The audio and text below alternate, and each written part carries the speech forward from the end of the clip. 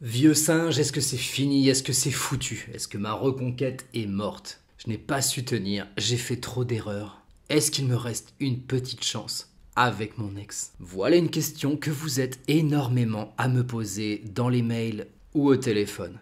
Vous avez découvert que la meilleure façon de récupérer quelqu'un qui vous a quitté, c'est de ne pas courir après cette personne, d'être en nos contacts et de le ou la laisser revenir à son propre rythme. Seulement voilà, chaque histoire est différente et chaque rupture est différente. Et comme d'autres événements auxquels nous avons été confrontés par le passé et auxquels nous n'avions jamais été préparés, nous ne sommes pas tous des experts de la rupture. Et c'est normal de pleurer. Et c'est normal de s'être mis en colère. C'est aussi normal d'avoir supplié, d'avoir envoyé des SMS que nous regrettons, d'avoir dit des choses que nous regrettons, ou encore fait des choses que nous voudrions ne jamais avoir faites. C'est parfaitement humain. Il a été mesuré que l'impact psychologique d'une rupture amoureuse sur le cerveau humain est une des expériences les plus difficiles à surmonter, après la perte d'un enfant, paraît-il. Cela devrait vous suffire à vous pardonner pour vos erreurs. Vous avez simplement agi comme vous avez pu, en étant qui vous étiez à ce moment-là, avec votre propre souffrance à gérer. Et n'oubliez pas que ce sont les échecs qui nous font grandir. Mais je n'ai jamais été très bon aux échecs, j'ai toujours préféré les jeux de cartes. Puisqu'on n'est que tous les deux ici. Vous voulez savoir pourquoi vous les faites, toutes ces erreurs? Oh, bien sûr, les plus assidus d'entre vous savent qu'il y a l'amygdale. Seulement voilà. Imaginez une seconde que votre vie soit un énorme paquebot. Un bateau immense. Pour le faire naviguer correctement, il faut certes un capitaine, mais aussi l'équipage, des machinistes, bref, tout un tas de personnes affairées à différentes tâches afin de s'assurer que le navire ne dérive pas de sa trajectoire. Mais lorsqu'il y a un impact, lorsqu'il y a une rupture, la plupart des personnes abandonnent tous leur poste pour se focaliser uniquement sur les dégâts causés par la rupture amoureuse. Tout votre esprit, tous vos efforts sont focalisés là-dessus. Ça clignote en rouge, c'est cette brèche, cette fuite que vous voulez absolument colmater en pensant que tout ira très bien. Et alors que le reste de l'équipage, qui n'y connaît absolument rien dans les fuites, est affairé à faire n'importe quoi pour colmater le trou, envoyer des messages, dire n'importe quoi, envoyer des lettres magiques, aller devant la porte de son ex, ou promettre monts et merveilles, tous les postes, toutes les machines auxquelles ils avaient été attribués sont complètement abandonnés. L'équilibre qui maintenait le navire à flot est totalement bouleversé. Et que se passe-t-il lorsque cela arrive? On coule, mes petits lapins. Cette métaphore, je l'ai utilisée pour que vous compreniez que si vous restez focalisé uniquement sur votre ex, vous allez échouer, vous allez vous noyer et ce sera très dur de refaire surface. Tandis que votre ex continuera, elle ou lui, de s'éloigner vers l'horizon. Et Céline ne sera pas là pour chanter une belle chanson. Si je vous dis tout ça, c'est parce que, soyez certain, que peu importe si vous avez fait des erreurs, si vous n'avez pas été parfait, arrêtez de vous ressasser le passé. Ce n'est pas en vous flagellant, en culpabilisant, que vous allez arranger quoi que ce soit. Si vous devez regarder en arrière, c'est juste pour comprendre ce qui n'a pas marché. Mais ne laissez pas plus de vagues de stress vous mettre la tête sous l'eau. Vous avez déjà bien assez d'anxiété comme ça à gérer. Regardez droit devant vous. Il est dit qu'il faudrait être fou pour continuer de faire la même chose continuellement et espérer des résultats différents. Alors commencez maintenant à changer ce qui doit être changé. Peut-être que vous avez envoyé trop de messages, vous avez trop supplié. Peut-être que votre ex vous a vu pleurer ou fureter en bas de sa porte. Mais ce n'est pas une raison pour continuer de faire les mauvais choix. Si vous n'étiez pas en no contact et que la situation l'exige, ce qui est le cas dans la quasi-totalité des circonstances. Décidez maintenant de ne plus envoyer un seul message à votre ex, de ne plus l'appeler une seule fois, de ne plus apparaître dans ses stories et de ne mettre plus aucun like ou commentaire sur ses réseaux sociaux. Décidez maintenant de reprendre le contrôle, de ne plus être celui ou celle qui subit la rupture, mais celle ou celui qui va se focaliser sur les bonnes choses. Sur ses buts, ses objectifs, ses rêves, sur comment forger son corps et son esprit. Et qui ne va pas continuer de courir après quelqu'un qui manifestement ne veut plus être avec vous pour le moment. Il y a parfois des choses que l'on pense bien faire et on se plante totalement. Je pense par exemple à des messages que vous allez vous creuser la tête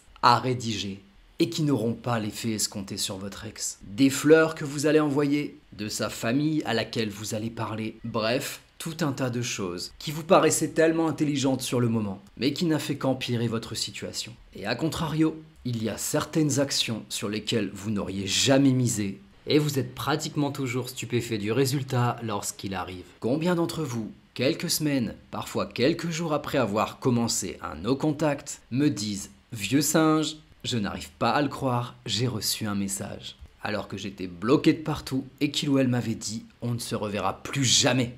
Et si vous avez suivi la chaîne depuis ses débuts, vous savez que le temps permet de mettre les choses à plat, de faire retomber les émotions encore bien trop fortes et d'effacer l'ardoise si elle n'est pas trop lourde. Vous est-il déjà arrivé de vous être mis en colère et de vous être disputé avec un ami ou quelqu'un de votre famille? Ou un petit copain, une petite copine dans la cour de récré? Voire tout simplement avec votre ex? Au point de dire de choses blessantes comme « je ne veux plus te voir » ou « je ne te parlerai plus ». Et qu'une journée a passé, voire quelques-unes, et qu'une fois la pression redescendue, tout ce qui vous reste lorsque vous revoyez cette personne, c'est le bonheur de voir qu'elle n'est plus fâchée et de pouvoir profiter encore de sa compagnie. De se dire à quel point on a été stupide, de se faire un bisou, ou plus si affinité, et de repartir comme si de rien n'était réconcilié. Eh bien, c'est exactement ça que nous voulons. Alors n'en doutez pas. Oui, même des situations des plus désespérées se réparent, et vous avez une chance inouïe. Que vous vouliez tourner la page, ou récupérer cette personne, la méthode est la même. Prendre bien soin de vous, et laisser cette personne vivre son processus à sa manière. Et c'est tout. S'il n'y avait pas l'anxiété, ce serait tellement simple. Mais je vais vous dire autre chose. Ne rien faire, ne rien envoyer, ne pas appeler, ne pas communiquer avec votre ex dans l'état où vous êtes. C'est vous protéger vous-même et contre vous-même de toutes les bêtises que vous pourriez dire par colère, chagrin ou désespoir et qui vous pénaliseraient, qui causeraient du tort à votre histoire. Que ce soit une parole blessante ou une déclaration d'amour endiablée, ce n'est absolument pas quelque chose que votre ex a besoin pour le moment. Et vous devez lui donner ce dont elle ou il a besoin et pas décharger sur lui ou sur elle vos émotions. Vous devez garder le contrôle, garder la tête froide. Si vous ne faites rien, vous ne prenez pas le risque de faire de conneries. Dites-vous que votre objectif, à long terme, c'est de récupérer votre ex et d'être heureux ensemble. Alors ne gâchez pas vos efforts en succombant à une pulsion de colère, de désespoir ou de quoi que ce soit de votre cerveau. Ne ruinez pas tous vos efforts. Non, il n'est pas forcément trop tard. Tant qu'il n'y a pas de machine à mesurer les chances avec les autres, vous devez croire en vous.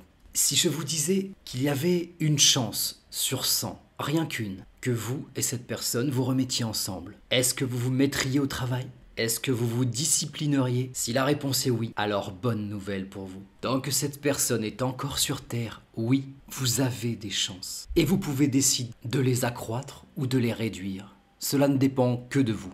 Et l'autre bonne nouvelle, décidément il n'y a que des bonnes nouvelles, c'est que si votre ex est trop lent pour revenir, à force de vous récupérer, de devenir de plus en plus séduisant, vous allez attirer bien d'autres personnes, et parfois encore mieux que votre ex. Plus beau, plus belle, plus drôle, et parfois meilleurs amants. N'attendez pas demain pour faire les choses bien. Commencez dès à présent. On ne décide pas de se lancer dans un marathon en s'enfilant une dernière tartine de beurre de cacahuète. N'oubliez pas que ce sont les petits ruisseaux qui font les grandes rivières. Commencez par un petit jour, sans envoyer de message. Puis demain, soyez fiers de vous.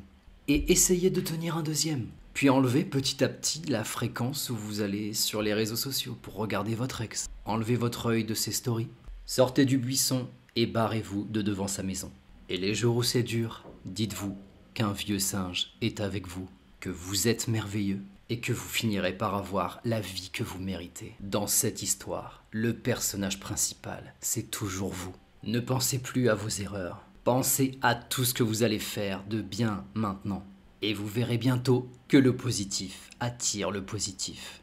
Et le no-contact attire les ex. Parfois même celles et ceux auxquels vous ne pensiez plus. Du moins, selon un vieux singe.